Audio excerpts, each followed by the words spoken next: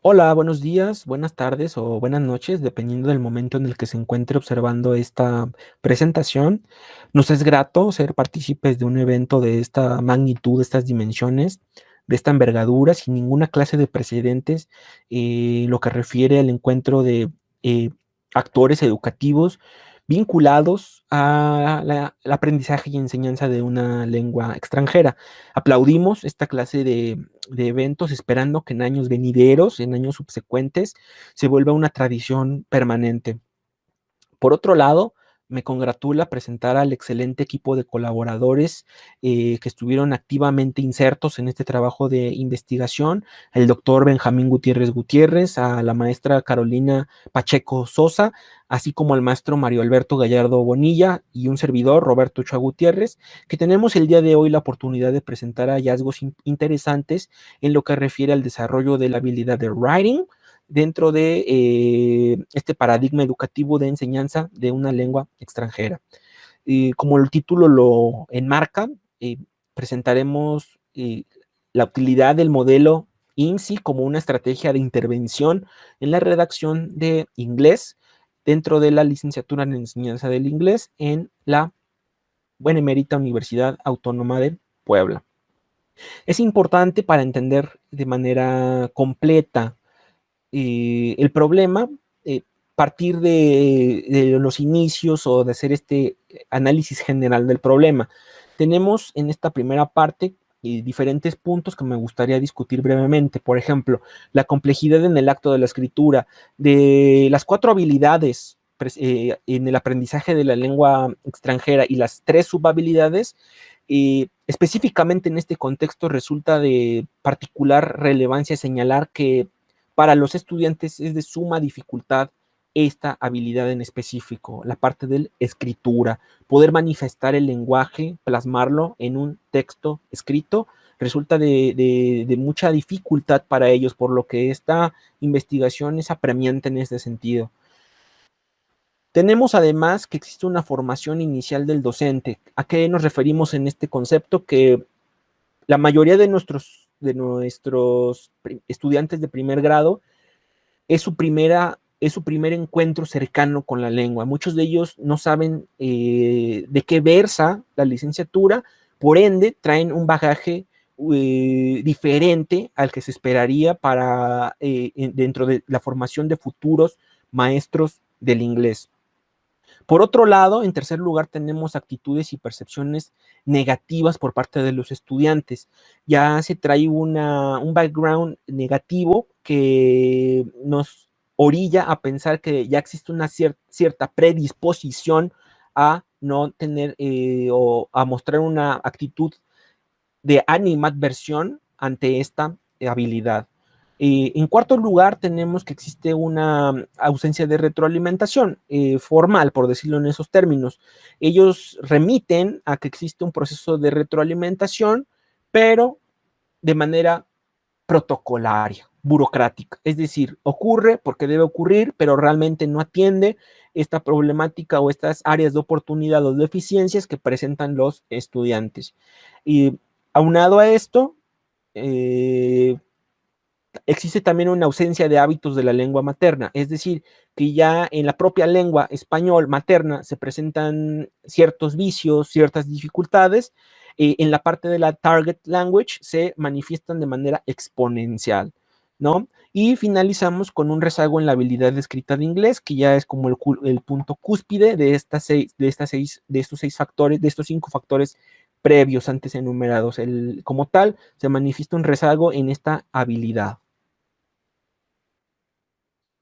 Por ende, el objetivo de este trabajo de investigación versa en explicar cómo el modelo IMSI funciona como una estrategia de intervención en la redacción y cómo este coadyuva en el desarrollo de la habilidad escrita en inglés, ¿no? Específicamente en el caso de la UAP, que cuenta con características muy particulares.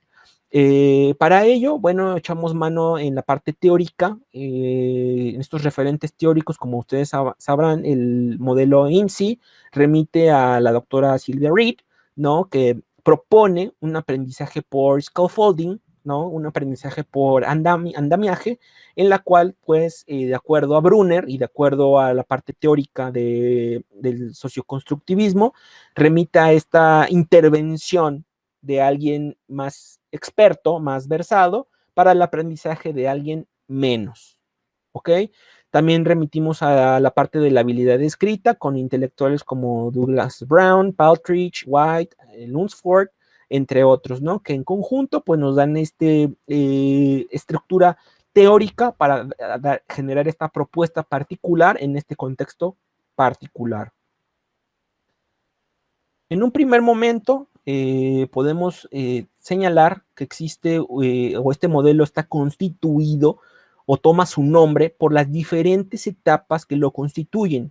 En un primer momento tenemos la parte de la investigación. En esta parte, el docente, el facilitador, debe generar o construir el escenario, construir el ambiente para que el estudiante se sienta familiarizado con la temática. Es decir, debe proveer aquellos, voy a entrecomillar, ejemplos que debe el estudiante aspirar. Por ejemplo, si van a hacer un trabajo de poesía, deben mostrar poesías que son esperadas, ¿no? O temáticas, hacer un trabajo de envolvimiento a los estudiantes para que ellos se familiaricen con el tema. También existe la segunda etapa que es el modelado. El modelado en esta parte, la postura del estudiante es de manera pasiva, ya que quien construye, quien diseña, quien hace es el docente.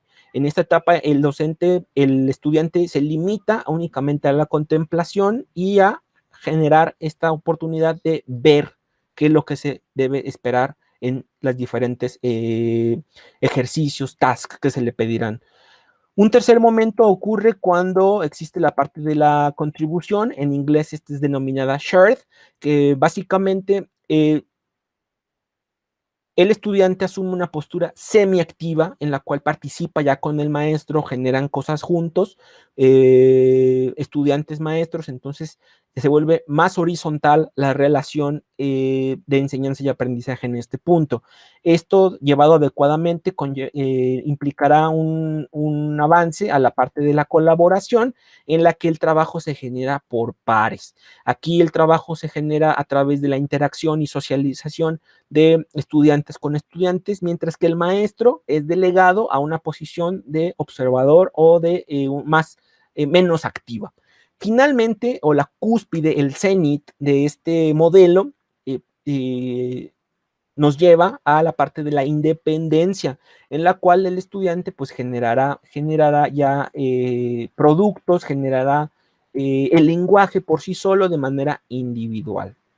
Estas son la serie de etapas que debe seguir el estudiante a lo largo de este modelo, las cuales pues se empatan perfectamente con el modelo universitario, ya que también está construido fundamentalmente con aspectos socioconstructivistas, históricos, culturales, por lo que este modelo es ad hoc a las necesidades de esta licenciatura y de esta problemática. Para ello se hizo un diseño metodológico, el cual será descrito a continuación. Tenemos como en un primer momento un enfoque cualitativo, ya que el propósito era entender el fenómeno más que cuantificar, más que mesurar. Lo definimos como un alcance exploratorio, dado que este tema ha sido muy poco tratado en lo que remite a contextos mexicanos, contextos locales, por lo que le damos un alcance exploratorio. Se llevó a través de un estudio de caso, ¿no? Algunas de las características de los participantes es que provienen de la licenciatura en enseñanza del inglés, de la sección 2, una lengua meta, fueron 22 estudiantes, 15 mujeres, 7 hombres, y cuyas edades oscilan entre los 19 y los 28 años. Algunos de los instrumentos o la descripción de los instrumentos que se llevó a cabo fue, bueno, la parte de la consigna, que es inmanente al modelo IMSI. La consigna fue la elaboración de un ensayo académico Y también se trabajó con cuestionarios de preguntas abiertas, ¿no? Relacionados obviamente con la parte del modelo IMSI. Nuestro procedimiento fue un acompañamiento en el proceso de la redacción, o sea, que hubo una evaluación, por llamarlo en ese, una valoración formativa, así como sumativa, que en conjunto pues, nos proveyó de los elementos necesarios para entender el fenómeno a profundidad. Algunos de los resultados más interesantes se encuentran en estos extractos. Por ejemplo, en esta parte tenía una ligera idea en la parte de la perspectiva de los estudiantes, de los alumnos, sabían que tenían que hacer para redactar un ensayo, que es el primer paso del modelo IMSI. Encontramos que tenía una ligera idea, tenía una idea pero muy vaga, no, de hecho tuve muchos problemas, no, la verdad no. Entonces en esta parte podemos deducir, podemos inferir que no existía esta etapa como tal, o sea, los alumnos nunca fueron guiados en el proceso de estructuración y de organización de sus ideas. Esto es bastante interesante porque si ellos no saben qué van a hacer, ¿cómo lo pueden generar? Por otro lado, también en la parte en el reactivo de organización de ideas antes del acompañamiento, comentaban algunos de los estudiantes que, bueno, se usó esta parte de los mapas mentales de la teoría de Novak, lo único que hacían era un brainstorming y escribir, tenían muchas ideas y las trataban de plasmar. Entonces aquí aún no hay esta cohesión como lo plantea el modelo IMSI. Eh, Básicamente el trabajo se fundamentaba en las creencias personales de cada estudiante, ¿no? Podemos concluir que en esta parte remitimos a la parte de patrones de creencia o percepciones individuales y no lo que se esperaba que hicieran. Entonces, en esta primera parte podemos concluir o decir que no existe esta fundamentación teórica estructurada para generar en el estudiante la parte ideal de lo que debe hacer. En esta parte de técnico seguimiento para la escritura de ensayos empleados antes del acompañamiento, tenemos hallazgos interesantes. Por ejemplo, nada parecido a lo que recibí como capacitación en el curso. No realmente. Entonces podemos vislumbrar una negativa absoluta en esta parte. Escribía por escribir y la verdad luego ya veía cómo se iban ligando. Entonces no hay una parte estructural, no hay una cohesión, no hay una hilación. Pues de repente llegaba a hacer mis mind maps, pero no con la formalidad que ahora los hago. Entonces aquí existe ya un precedente, un referente de que no existía este proceso y ya con la implementación del modelo IMSI se logra que el estudiante logre vislumbrar, logre proyectar, ¿ok? Logre hacer un ejercicio de prospección de la estructura final de su documento, ¿no? Podemos concluir en esta parte que empleaban ninguna técnica eficaz, o sea, empleaban lo que su bagaje les permitía. Ante esto, bueno, tenemos la parte de la utilidad del outline como un proceso anterior a la redacción en la que ellos anticipan o tratan de generar estructuras previas. Encontramos acá, híjoles, eso es súper práctico, muy útil, ¿no? De total utilidad. Ellos comentan que les guió, los dirigió, los ayudó mucho a organizar sus ideas. Entonces, en esta parte concluimos que existe una practicidad y manejo de esta organización. Para el estudiante de lenguas extranjeras es mucho mejor tener esta competencia, esta habilidad desarrollada de poder estructurar y generar un esqueleto de lo que generará a escribir vagamente o escribir sin ninguna clase de orden. En la parte de la organización de ideas como el brainstorming y el outline, seguida de un proceso de acompañamiento, encontramos cosas interesantes, ¿no? Ellos refieren a todo este proceso a un proceso de metacognición, es decir, que ellos reconocen o desean reconocer la parte de conocer la forma en la que ellos conocen, reconocer cómo aprenden y qué aprenden. Entonces, esta parte ellos dicen, sí, definitivamente sí, sí es interesante, sí es útil, la parte del brainstorm and del outline para poder generar qué se espera de ellos como generadores de texto escrito. En la parte de la perspectiva del nivel de facilidad con el que se encuentra para la distribución de las ideas y los argumentos de un ensayo, lo más relevante en esta parte fue que se encontró que facilita más el saber, ellos manifiestan que se facilita más el saber, es muchísimo más fácil, redunda un poco, y llegamos a la conclusión de que es un proceso de redacción de ensayos ha ido mejorando. Entonces vemos una clara y evidente mejora de lo que ellos traían en espacios previos. Ahora con siguiendo este modelo, ellos manifiestan desarrollar de mejor manera su proceso de escritura, lo que nos da pie a pensar que la incorporación de este modelo abona o de manera fructífera al desarrollo de su habilidad escrita. En la parte del draft, como un proceso previo a la escritura, bueno, ellos comentan que permite localizar y depurar. Esto es bastante interesante. Te hace consciente. Entonces, aquí remitimos al concepto igualmente de metacognición, en la que ellos determinan qué falla, qué funciona, ¿no? Los hace conscientes de ello. Ir haciendo consecutivamente te va ayudando. Entonces, aquí, como diría Sylvia Reed, para poder aprender se necesita hacer. Entonces ellos si quieren escribir, tienen que escribir. Ese es un punto interesante. ¿Qué más? Bueno, ellos comentan que es una manera de ver qué les falta, qué les sobra. El proceso de drafting antes del proceso de escritura formal los ayuda de manera pues evidente, ¿no? Para poder generar un trabajo final de mejor calidad. Las son prácticas necesarias en el proceso de redacción. Se percibe como algo necesario. En lo que refiere a la perspectiva de la utilidad de emplear listas de cotejo o rúbricas para el proceso de escritura de ensayos, pues mencionan que sí ayudan a que sepas a dónde vas, qué es lo que se espera de ellos. Cuando un estudiante conoce sobre qué se evaluará, sobre qué se valorará, sobre qué se hará un juicio de valor de su trabajo, ellos determinan qué es patrones o qué camino deben seguir. Ellos dicen, bueno, te permite darte cuenta en qué fallaste, verificar el error, y el error no solamente como una equivocación, sino como un área de oportunidad. Determina los alcances y limitaciones, de acuerdo con sus palabras literales. Existe una perspectiva de la autorrevisión como parte la parte de la perspectiva de autorrevisión como parte del proceso de escritura. Bueno, dicen, me hace más consciente, que es básicamente lo que busca este modelo, que haya este proceso de cognición de su propio ejercicio. Sí, absolutamente, lo he cambiado, te das cuenta de lo que estás haciendo mal, corriges, porque expreso mejor lo que tengo que hacer. Ahora escribo mejores mis ensayos. Entonces existe una postura positiva frente a este modelo. Crear conciencia es un concepto bastante poderoso.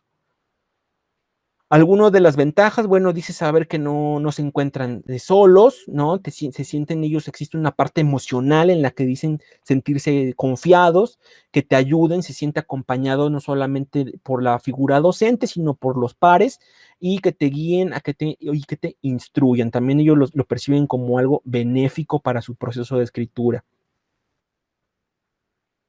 Algunas de las desventajas, bueno, ellos remiten a la parte temporal, que no se puede trabajar del todo en la presencialidad, ¿no? Existe una presión de trabajo también en la incorporación de algunas rúbricas o evaluaciones. Manifiestan de igual manera que se requiere como un trabajo extra, que no se pueden dar como ese lujo. Entonces, para ellos, en conclusión, representa un trabajo adicional. Y algunas de las conclusiones, bueno, podemos señalar que los alumnos que ingresan al programa de licenciatura están conscientes de algunas de las necesidades y carencias. Esto es importante para poder delimitar o delinear o trazar las soluciones para esta problemática, ¿no? La falta de conocimiento en los procesos de organización de la redacción es algo también interesante. Los alumnos carecían de técnicas o estrategias eficaces, es decir, sí contaban con recursos, pero no especializados para este proceso. Fueron instruidos en el uso del esquema en la redacción, cosa que no existía previamente. Entonces ahora se incorpora la parte teórica de Novak, de los mapas conceptuales, que ayuda y abona en beneficio de su proceso. crearon conciencia de la utilidad y beneficios de utilizar procesos como el outlining o el brainstorming, que no estaban consolidados como tal en su parte ya operacional. Comprendieron ampliamente que el proceso en la redacción de ensayos académicos ha ido mejorando de manera paulatina, que no es un proceso inacabado, es un proceso lento, pero que se mantiene permanente. También están conscientes del uso de borradores y revisiones, que el error debe ser considerado no como una equivocación, sino como un área de oportunidad. Además, consideran que el uso de rúbricas es importante para delinear y trazar qué es lo que se espera de su trabajo, las expectativas académicas de su trabajo.